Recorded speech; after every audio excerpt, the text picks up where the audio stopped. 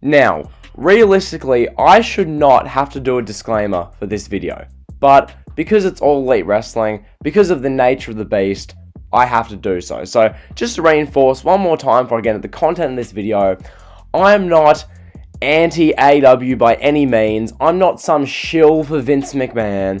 This is merely me objectively looking at AEW Dynamite and the AEW product and giving 10 things that they can do to improve. So, with that being said, like, comment, sub, let's get into the video. Ladies and gentlemen, AEW does stuff right, but at the same time, there's stuff that AEW needs to improve. And in this video today, I'm going to go through, alongside Radar BFB, introduce yourself real quick. It's Radar, Mr. Brian, and I'm here to join these today, and we're going to be talking about AEW's problems. Yep, so yeah, BFB, long time follower of the channel, been around, like, complete OG, so yeah, it's good to have him on for a video, but nonetheless, this video, we're going over 10 things AEW needs to improve. We tried to make this a bit more, in depth than just, too many matches, too many tag team matches. Like, you guys know this channel, I try and bring some kind of insight, some kind of objectivity to it. So, with that being said, nonetheless, I'll get into the first one right away. So, the first thing AEW needs to do to improve, cut down on how much interference there is during matches, and how many run-ins there are. Like, I'll really quickly give an example, and I'll throw it to you, Brian. During Dynamite this past week, I'm watching the show, and for example, I mean, if you want to look at the main event, that's a good example, but I'll use the example of Billy Gunn versus QT Marshall. That you've got this Billy Gunn QT Marshall match, you've got the Factory and a bunch of other guys having a brawl at ringside, interfering, you've got Anthony Ogogo rushing out there, you've got Lance Archer running out, you've got, like, all this random stuff. Like, there's people, no, Archer wasn't in that. It's all over the place, Brian. Like, talk to us about the run-in. Yeah, it is. It just makes no sense. And most of the people, you don't know who they are. So it's, like, kind of confusing. They're just there. Why are they even coming out? It's confusing. Yeah, like, legit, QT Marshall's got his, like, Factory stable. Okay. And then you got Dustin Rhodes rushing out there. And then Billy Gunn gets pinned or something because he's distracted by the 6 run-ins. And then Dustin Rhodes is staring down some guy with an afro. And then you've got a Go-Go's just there. I'm just like, what is this? And there's like 6 referees there. And then that's just one example. The main event, Brian, literally, walk me through that. Walk me through the main event. Like, they had like Lance Archer come out. Didn't the Dark Order come out? No, maybe they did. They probably did. No, it was. They may have. That was last week. Yeah, it was. Last week that happened also. Last week it was really bad. Like, yeah.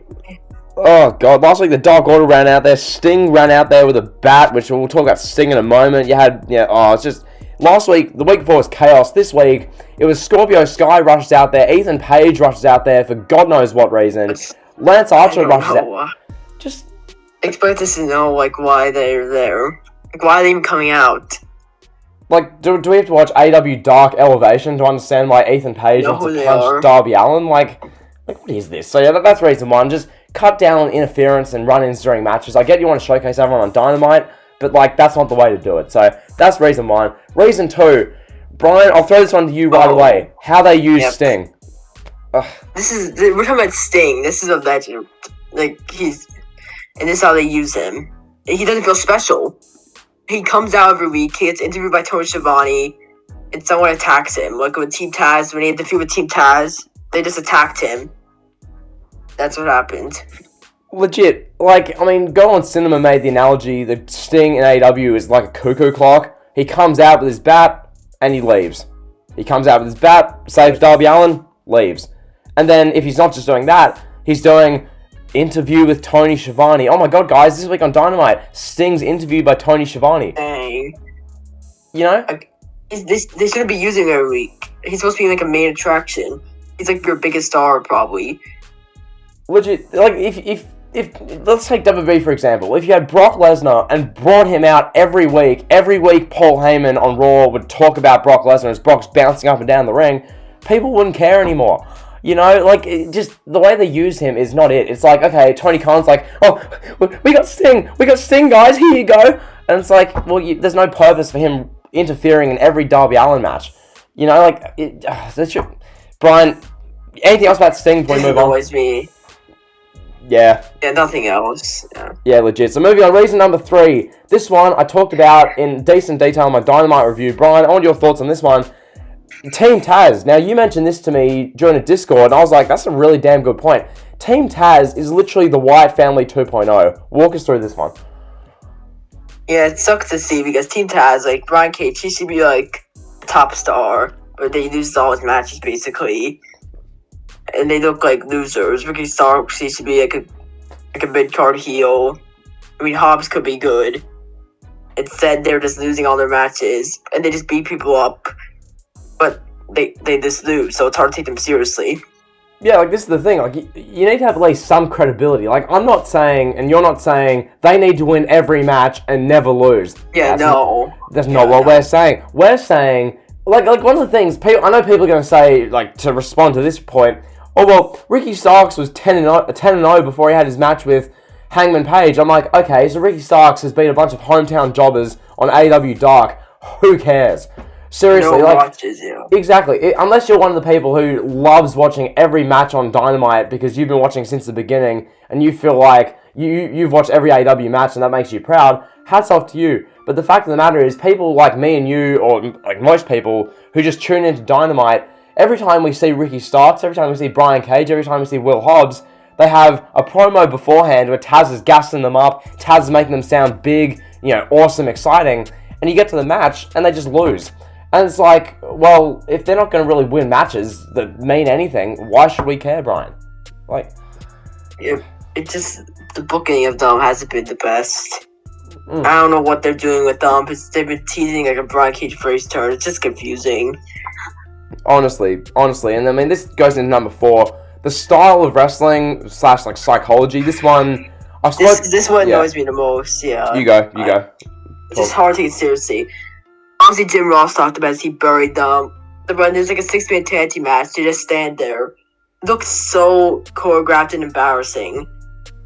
Well, like, this is why I take issue with Young Bucks matches, because the Young Bucks really... It's the same match every time. Oh, God, yeah. They're the facilitators of this style. They're the ones who... If you saw one match, you saw all their matches. Damn straight. Like, there's only so many times you can watch a stereo Canadian Destroyer before you go, well, this looks so just choreographed, predetermined, and fake. Like, if I'm... Like, let's use a bit of common sense for a second. Let's say Matt Jackson is about to give you a Canadian Destroyer. And literally, you're in the position of the Canadian Destroyer. Matt and Nick are like looking at each other. They're going 3, 2, 1. Then they jump and do their foot. It's so predetermined, so choreographed. It's just... It looks so fake. Yeah? Go. Like, if you showed that to, like, a casual viewer, or someone like your friend who doesn't watch wrestling, they would think, yeah, this looks so fake. That's what it looks like. I mean, obviously there's that infamous spot during the Elite Jurassic Express match last year where literally you had all the 6 guys working together to hold each other up. Oh, God. Like, that was just a bad example, but there are numerous examples where, like... There's so much of them, yeah. Just generally speaking, so yeah, that's that one. That's reason 4. Reason 5, this one... The booking of the Bullet Club. Now, some people are going to say, well, you should watch BTE and you'd know what's happening. No, I shouldn't. Oh, no. No, I don't want to. It's a terrible way of looking at it. Oh, I should have to watch this 20-minute YouTube show to understand AEW Dynamite programming. What? Huh? Like, literally, I saw someone tweet this the other day. It was brilliantly put. Watching the AEW Bullet Club stuff is like watching a Netflix show, but you start watching the show at season 3. Like, you just, they don't... That's just so true. Like, that's perfect. They don't mention seasons 1 or 2. You just get jumped into season 3, Brian. Like... Bro. It's like Ken Omega. It's hard to take them seriously. What, they're in like, they have Don Callis running around.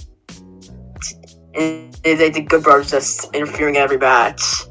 It's been a mess. Like, they really reunited, but then they like, broke up again, and now they're back together.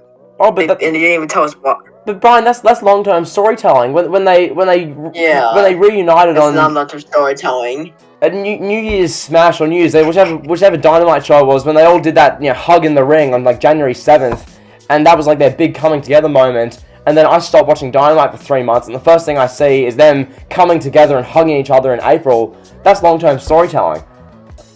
Like, what? Like, no, that's just AEW taking 3 steps back just to waste time. And then, like, I don't know, dude. It's just, the way they do it, it's just, Why should we feel sad at the loop when we're watching this? I don't get why we should care. It's not a good thing. They expect everyone to watch BT because they have like a niche audience, and all of them watch that show. Yeah. And then this leads into reason 6, which you mentioned BTE. I want to mention this really quickly. You mentioned BTE there. Like a week and a half ago, Kenny Omega apparently had this like amazing promo on BTE, and it was such a great, serious promo. It's like a 4-minute thing where Omega's sitting and like catering to the Young Bucks, cutting a promo, and everyone's saying that should be on Dynamite, and I fully agree. Why don't we get promos like that from Omega on Dynamite? No one watches YouTube, but they don't have any like promo. They don't have too much promos on Dynamite. So they have long matches. But Brian, this is annoying. Brian, what do we get instead with Kenny Omega on Dynamite? We get Kenny Omega doing 69 in the ring with Don Callis. We get him reading books to kids, because that's what we need to see. He's playing golf, and visiting a preschool school with Michael Nakazawa, because that's what we need to see. Are focus groups giving that great feedback? Are there people, like objective groups of like 45-year-old men? Like I know, it's just a mess. Like, this is your world champion. He should be serious. He's not supposed to be goofy. Like, we went from legit Jericho and Moxley, who are like these like serious like ex-WWE world champions, and then now we get Kenny Omega at a preschool with Michael Nakazawa. 6'9" Don Callis. Just describing that segment with Omega and Nakazawa at the preschool makes me uncomfortable. I'll be quite honest. So yeah, it does. So like, why is that being done by the world champion? Like, instead, why don't they do those like? Taking him seriously. Oh, dude. I'm sure people say it's character, but it's not. What part of him visiting a preschool and reading books to 4-year-olds is what character is that? Explain that character for me. He's a creep? Like, how is that a character? Like, I don't get that. Like, just because he does anything, that's character. No. And, like, what kind of character are you promoting? That's the kind of character, that's like a Joey Ryan type segment to do. That's not a thing Kenny Omega should be doing as world champion. Like, just get out of here. So, that's that one. Moving on to reason 7. Overabundance of factions. Now, this one, I want to really quickly say something before you go on here. So, when you look at the factions in AEW, I'll recite some of them real quick. Best Friends, Dark Order, Death Triangle, Jurassic Express. You've got the Private Party, SCU, Santana and Ortiz, Superbad Death Squad, Butcher and the Blade, The Elite, Hybrid 2, Inner Circle, FTR, Young Bucks, Top Flight, The Factory, The Nightmare Family, and there's like a couple others I've forgotten. So, those are all the factions in AEW, Brian. Is there too many? A bit of an obvious question. Is there too many? Yeah. When people say AEW tag team is great, but when there's too many tag teams, it's kind of hard to care. So all of them, most of them are just there. Well, but like, this is where you get stuff like the AEW tag team, like Royal Rumble they did at Revolution. And like, it's just, there's too many people. You know, there's like this match, it's like, I mean, I'm going to go through this. I mean, that match had Natural Nightmares, Dark Order, Inner Circle, Sydal Brothers, Dark Order, Gun Club, Pretty Picture, Varsity Blondes, Bear Country, Jurassic Express, Butcher and Blade, Private Party, SCU, Death Triangle, Dark Order. Like, bruh. Like,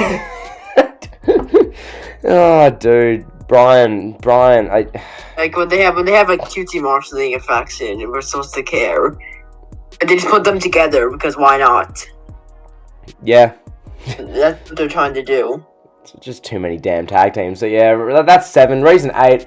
This one's cliche, but I'm going to give my own insight on it. Reason 8, women's division. Brian, I'll get your thoughts on it real quick. And then, yeah, it's really not that bad anymore. It's probably better than the WWE like Raw women's division right now, honestly. Yeah. I mean, this there's a division over there. Yeah, this is why we don't put this at like number 8, but really like the main reason I want to put this one here, how's Britt Baker not been women's champion yet? Why is Rio, Nyla Rose, and Sheeta been champion for the last year and a half, and Britt Baker hasn't been champion once? Why? Yeah, it makes no sense. I mean, at least the women's division's getting better though. Like, they had the Britt Baker Thunder Rosa main event match, which is really good. Tay Conti versus Sheeta. So it's definitely good now, I would say. Yeah, like compared to where it was a year ago, it's much better. But it's they still need to like. It's just Hikaru Shida is not good enough to where she deserves to be the face of the women's division for literally a year straight. Like, Shida's good, but Yes. she's not like she's good. Yeah, she's not that good. A year-long women's title reign is something you'd give to Sasha Banks if she went to AEW, and she's like by far the biggest star, or if Tessa Blanchard went there. That's the kind of thing. That's the kind of reign. But Sheeta, really? You know, like, I don't know. And then moving on to reason 9, Brian, you can take this one. Tony Khan's toy box, pal. Like, yeah, this is a big problem. Like him signing Big Show. Why? What is Big Show? He's on commentary on a YouTube show. He's probably not. Probably not even that good of a commentator, to be honest. Like, why did you pay? What's the point of signing Big Show? I get that you wanna. He's there to like help the young talent. I get it, but at the same time, it makes no sense. Yeah, unless you're gonna have him wrestle. It's like if he's not gonna wrestle, then what's the point? Yeah, legit. It's a combination of two factors. It's for one, AEW and Tony Khan want to appease everyone. They want to be the good guys. They want to have good PR. They want to sign everyone. And at the same time, Tony Khan wants to have all these toys. You can't do that, dude. Like, I'm surprised how they haven't released anyone. I mean, I don't know how they haven't. Well, because Khan's dad is a bottomless pit of money that they're willing to throw at AEW. But legit, you got that which AEW wanting to be the good guys, and then Tony Khan being like just a kid, growing up, wanting to see great matches and loving pro wrestling and loving the in-ring. So he wants to see any combination of random indie wrestlers and put it on his AEW shows. So that's where you get Tony Khan's toy box. And then we have the indie wrestlers that they bring in, and we're supposed to know who they are. They don't do anything to present them to us. Yeah, like who's Bear Country? What was his name? PJ Brown? The guy who Darby Allin had the TNT title match with like 3 weeks ago. Oh yeah, I don't even know. TJ Brown? Is that like who are these people? And then it's like, oh well, you should know them because they had a great career in the IWA, wrestling great matches against Joey Ryan. Like, get out of here, dude. Get out of here. So, and like he signs Christian, and what's Christian gonna do? Like, oh, well, here's Christian. He's gonna beat Team Taz every week for 3 months. Then he's gonna have a match with Kenny Omega. Why? Because Christian's Christian, pal. Christian versus Omega. That's a dream match to me, Dad. Let's get Christian. Let's sign him. Like, okay, Tony, whatever. So, that's that one. Then last reason, this one's a very cliche one, but nonetheless, reason 10, Cody Rhodes. Throwing this to you, pal. Well, yeah, do you notice that he has been on the show for the last 2 weeks and they've both got over 1 million? I'm not saying that it's all his fault, but it's kind of like... No, it's all his fault. It's all Cody Rhodes, pal. It's all Cody Rhodes. Every AW stan watching this, it's all Cody Rhodes' fault. Deal with that in the comments, I dare ya. Jesus Christ. Yeah, but Cody Rhodes, I mean, he obviously, he's filming his reality show, probably. Oh, that's gonna be great, pal. Rhodes to the top. Are you gonna watch every episode and review it on YouTube? I'm gonna legit review Rhodes. I'm gonna review the first episode of Rhodes to the Top. There's gonna be jokes. That'll be interesting. I'm just gonna, and then you're gonna have these people be like, Cody can do what he wants. He's a grown man. If he wants to do a reality show, he can do it. I'm like, I never said he couldn't do a reality show. I'm just saying it's not good. Deal with it. So, yeah, that's Cody Rhodes. Also, why does he need so much pyro? Okay, you're not.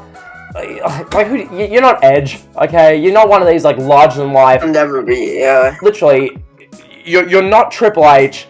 The only comparison to Triple H is that you and your wife are, high up in a company. There's no comparison to Triple H outside that, because career-wise, Cody Rhodes was stardust, he wore paper bags on his face, and he was dashing. Triple H was the game holding the big gold belt for 3 straight years, burying people, supposedly.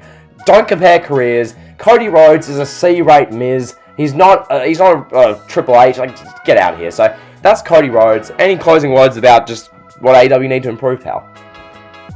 Yeah, but there is a lot of problems, but that should be fixed. If they actually fix them, the show would be much better. Yeah, and they're doing stuff well. It's not like... Yeah, I'm not saying... We're not saying they're doing everything bad. Because they've been... the Inner Circle and Pinnacle Feud, that's been good. They've had some good stuff lately. Yeah, for sure. I mean, I'll probably put a disclaimer at the side of this video saying that, because people... If there's 10 things AEW need to improve, that makes me an AEW hater, pal. So, Yeah, constructive criticism is that's how it evil, works. pal. Constructive criticism is evil, I guess. So, that's been the video. Like, comment, sub. Go check out Radar BFB because this man deserves subs OG. So, yeah, like, comment, sub. He's no drill. Peace.